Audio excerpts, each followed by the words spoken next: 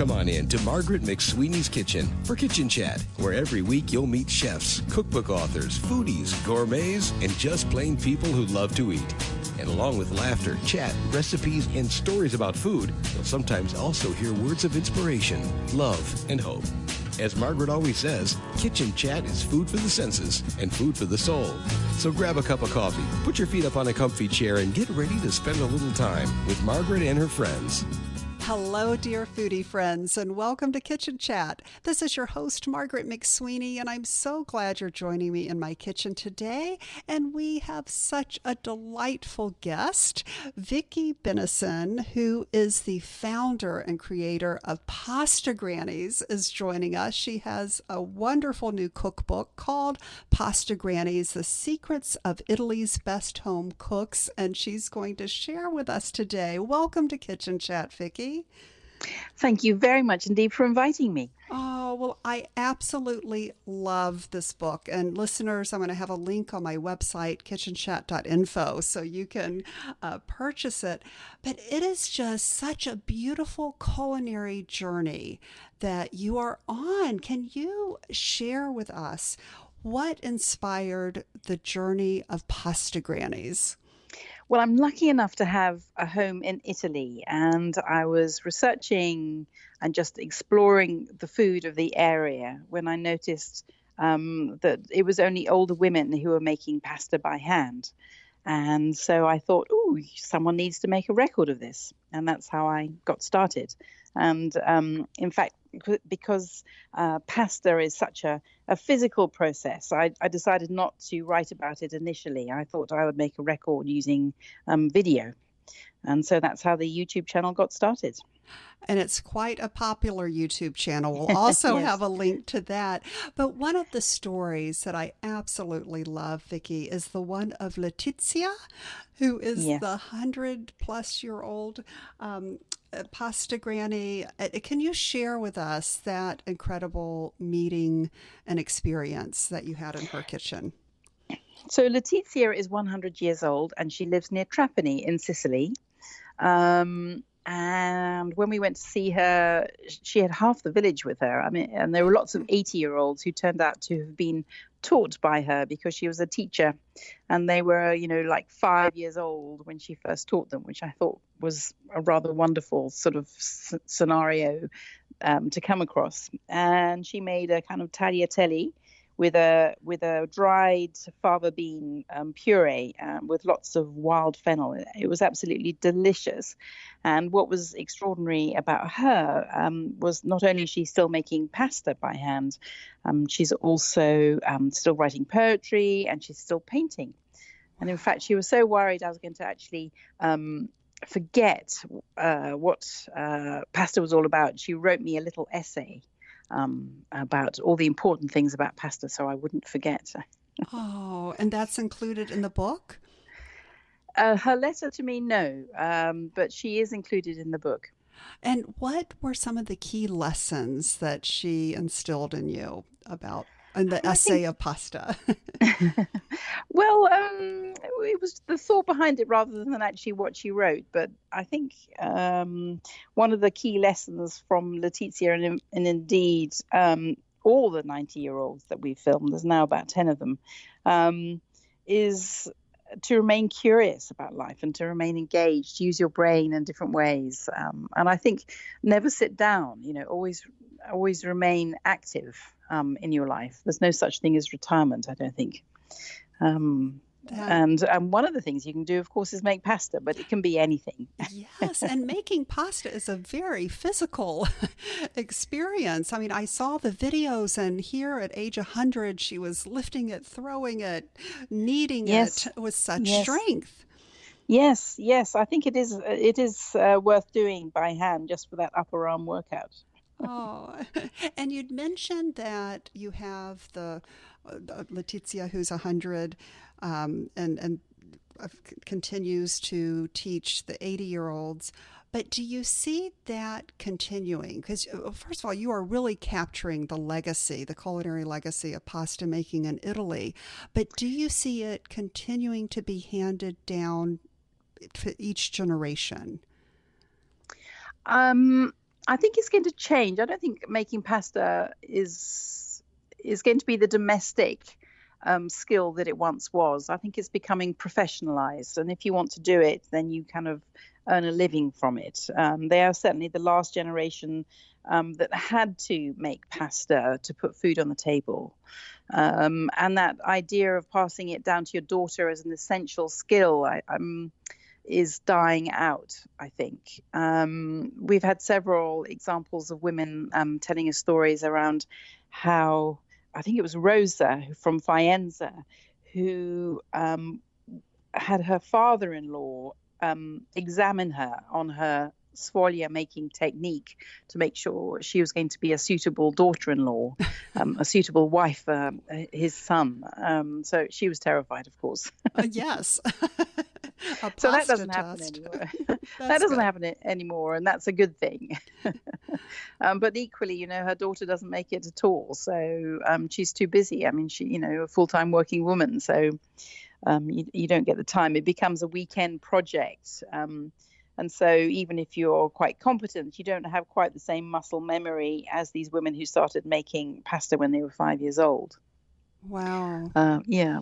So you are really capturing this on camera and getting the stories, getting the recipes. And what is fascinating, if you could take us on a bit of a tour of Italy, because apparently the pasta can vary, the ingredients can vary depending on which village or region that you're in. Yes, I mean, a sort of at a broad brush level, northern Italy makes egg pasta, and that uses something called soft wheat flour, like ordinary plain or all-purpose flour. And that lacks body, so you add an egg to it to give it a bit more bite. And that's a very elastic dough, so that's where you see things like the raviolis and tortellis being made. Mm-hmm. And then in the south, they use durum wheat flour, which is only needs water. And that's more of a plastic, but not particularly stretchy pasta dough.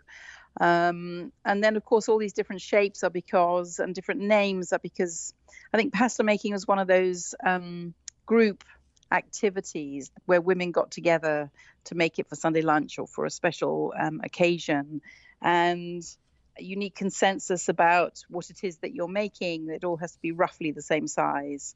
And because, of course, they all had different dialects, they all came up with the same, different names happened from village to village. So that's why you get this extraordinary diversity in Italy that, yes, two main broad types of pasta, but a huge number of shapes and names to the pasta.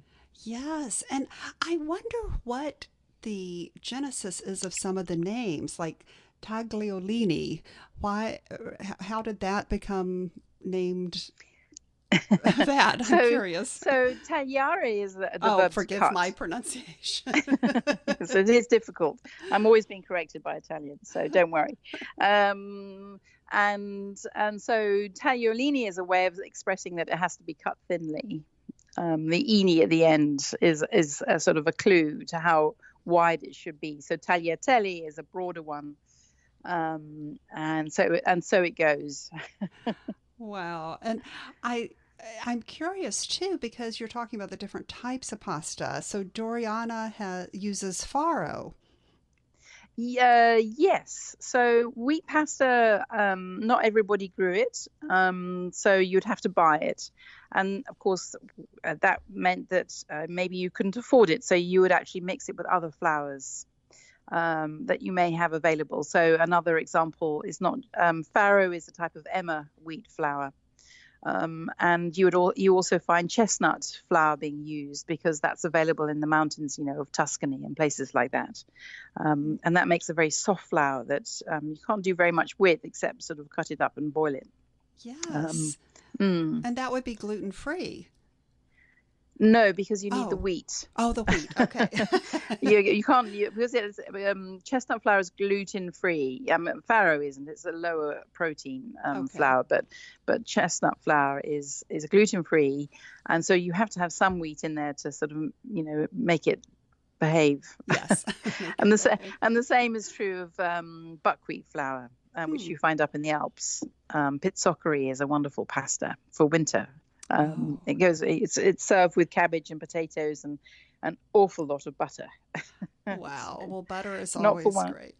Yes, And yes. I would love for you to share the story about Anna's Duchess's little snails. Lumacheli della Duchessa is this wonderful pasta from northern La Marche, near Urbino, and traditionally it was made only by nuns for the wealthy women of the area, whose sole function was to produce an heir. And once they had given birth, this was considered to be the best pasta to serve these women, these lucky women, along with a specially devised soup, which also included sort of chicken's intestines, because they thought they were very good for new mothers. So they have a wonderful backstory. Of course, you don't have to serve them with chicken intestines. They work very well. That's good. just with a chicken broth. That is good. And what was your most surprising ingredient that you experienced along your journey thus far? Surprising ingredient. Gosh, that's caught me. I would have to think about that a bit harder. I think, what would I say? Nothing surprises me, because actually I've usually researched it beforehand. Mm-hmm. So we don't usually go in that blind, if you like, to sessions. I think I always enjoy the stories with the women most of all. We've been talking about some of them, but there are more in the book. Yeah. And you actually have a Pasta Granny finder. Can you tell us, how do you find the Pasta Grannies? So I have a granny finder, and she is called Livia de Giovanni, and she comes from Faenza, which is northern Italy. And she is my right-hand woman, because although I speak Italian, you need an Italian to kind of persuade these women into saying yes.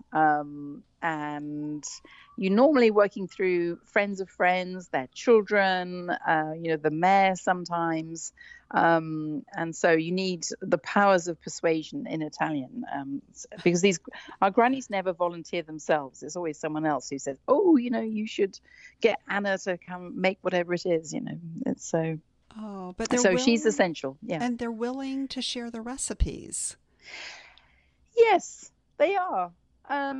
And I think, when you're approached and everyone says, you're an expert, and it's a kind of very nice thing to do, is you suddenly find that you're actually being appreciated instead of taken for granted. And I think sometimes they have husbands who think, my goodness, what do you mean? My wife has been making this for 40 odd years, and suddenly I've got a film crew in my kitchen, and I've got to sit in on this.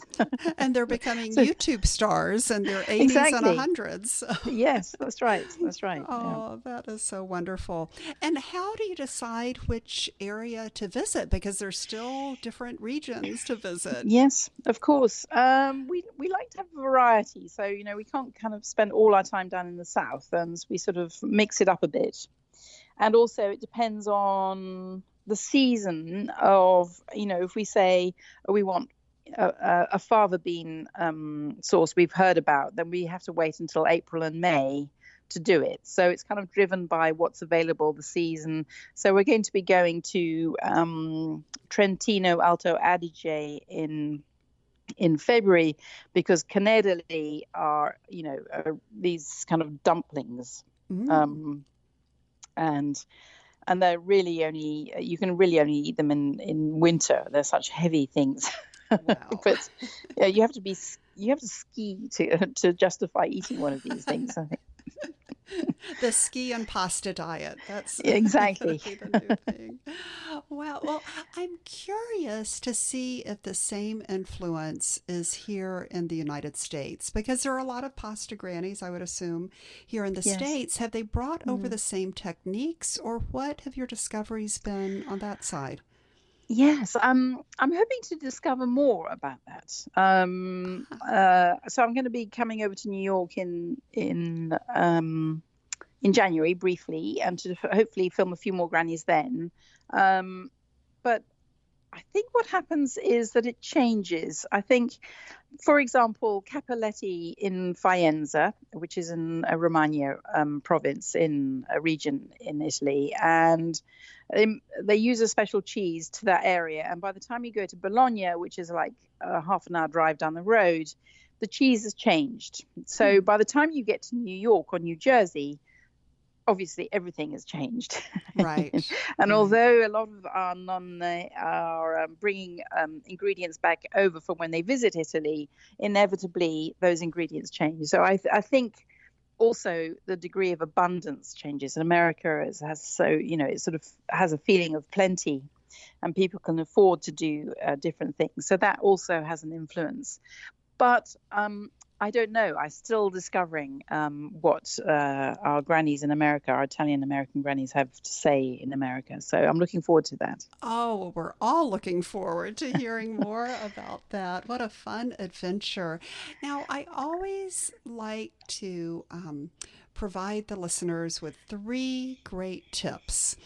So what would your major tips be for the home chef who would like to make homemade pasta in their kitchens?